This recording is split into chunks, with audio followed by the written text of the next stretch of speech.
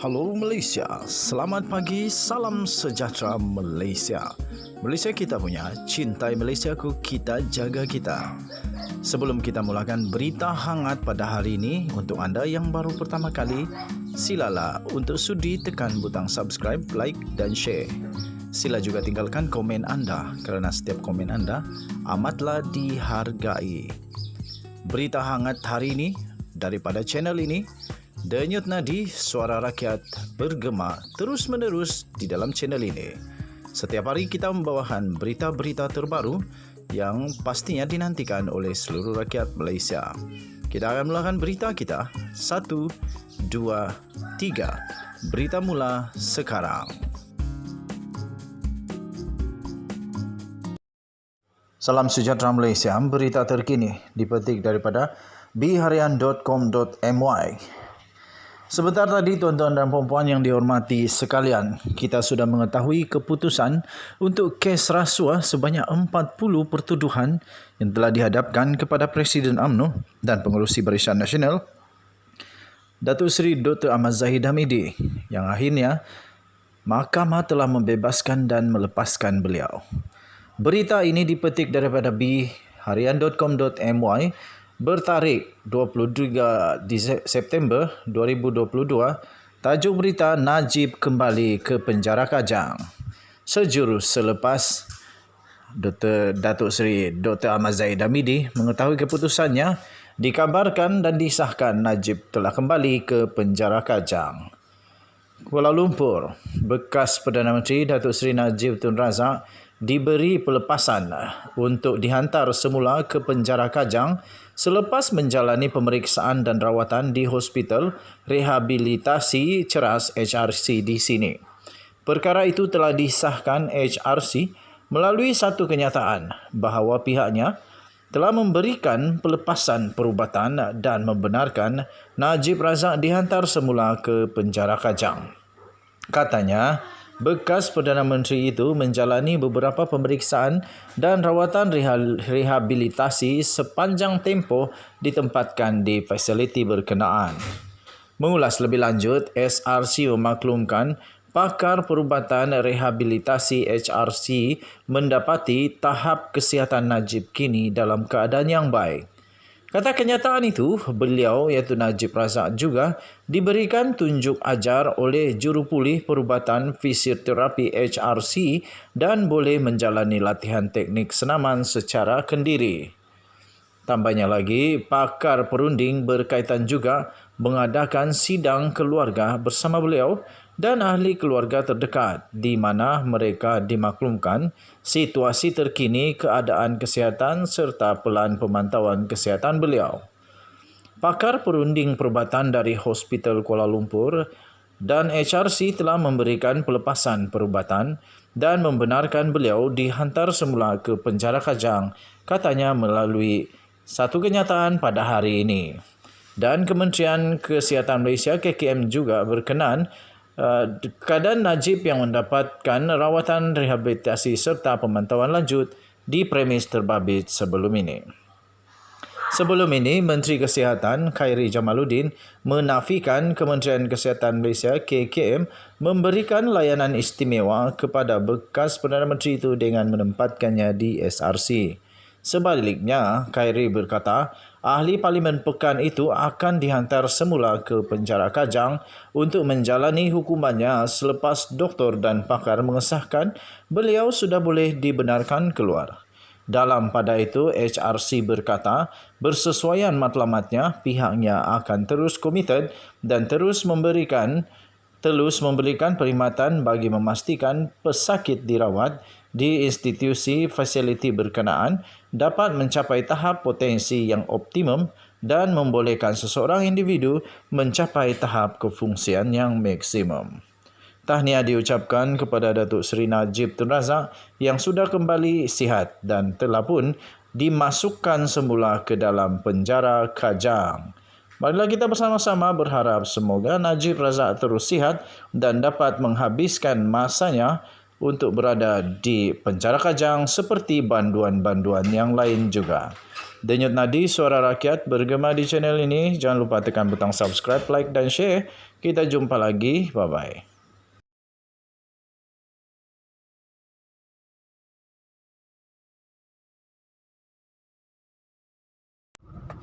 Salam sejahtera Malaysia. Tuan-tuan dan puan-puan dihormati sekalian, terbukti Badan Kehakiman dan Perundangan Negara Malaysia berada di tempat yang terbaik sekarang. Ketika Zahid Hamidi dan juga ramai lagi yang lain mempersoalkan Badan Kehakiman Negara, sampai ada yang duk serang Kehakiman Negara, Perdana Menteri pun kena. Tapi terbukti pada hari ini, tuan-tuan dan puan-puan yang dihormati sekalian, bahawa Badan Kehakiman Negara Malaysia seperti yang dikatakan oleh Tengku Razali Hamzah dan juga bekas Ketua Hakim Negara, bahawa sekarang ini negara Malaysia punya Badan Kehakiman dan Perundangan adalah yang paling bebas pernah ada. Dibuktikan pada hari ini dengan keputusan yang menyebelahi Zahid Hamidi. Nasib baiklah Zahid Hamidi menang. Kalau Zahid Hamidi kalah, anda tahu lagi lah apa lagi komen diorang. Tapi syukurlah, sebab ini hikmah dia. Kemenangan tahniah diucapkan kepada Zahid Hamidi. Dengan kemenangan Zahid Hamidi ini, dengan dilepaskanlah Zahid Hamidi, maka terbuktilah bahawa segala tomahan ramai orang salah. Jadi kali ini Zahid pun betul-betul sedarlah. Zahid pun sedar dan Zahid pun pasti perlu untuk mengakui bahawa Badan Kehakiman Negara Malaysia betul-betul bebas. Badan Kehakiman Negara Malaysia tidak dikontrol oleh mana-mana kuasa politik atau kuasa orang dan sebagainya. Betul tindakan Perdana Menteri apabila beliau tidak campur dalam apa-apapun kes mahkamah, perundangan dan apa sajalah.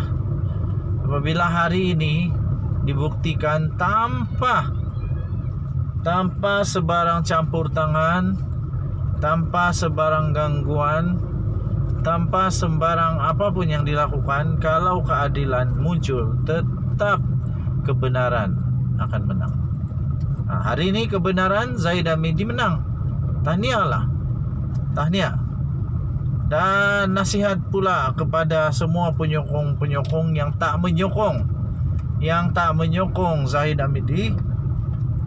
Kamu terimalah kenyataan bahawa Zahid Hamidi menang dengan kebenaran.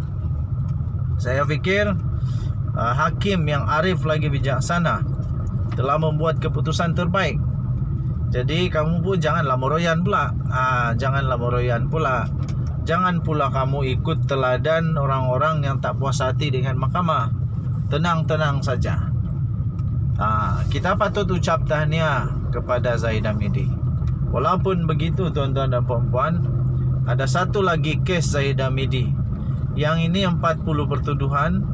Ada satu lagi kes Zahid Hamidi yang masih berjalan sekarang ini. Yang ini lebih besar, 47 pertuduhan, yaitu rasuah, pengupahan wang haram dan sebagainya dengan Yayasan Akal Budi. Yang ini berkaitan dengan dengan itu VLN. Yang satu lagi itu Yayasan Akal Budi. Yayasan Akal Budi, hakim dia lain, bukan hakim yang ini, tetapi ada satu lagi hakim, yaitu Colin Lawrence Segora. Okey, jadi kita nantikan bersama-sama apa keputusannya pula lepas ini. Harap lepas ini jangan pula marah-marah kalau Zahid kalah. Sudah terbukti bahawa Hakim Perundangan Negara Malaysia bebas. Jadi selepas ini kalau kalah, jangan komplain pula, jangan serang hakim pula, jangan kata hakim tak betul pula. Sudah dibuktikan pun. Denyut nadi suara rakyat terus bergema di channel ini. Kita jumpa lagi.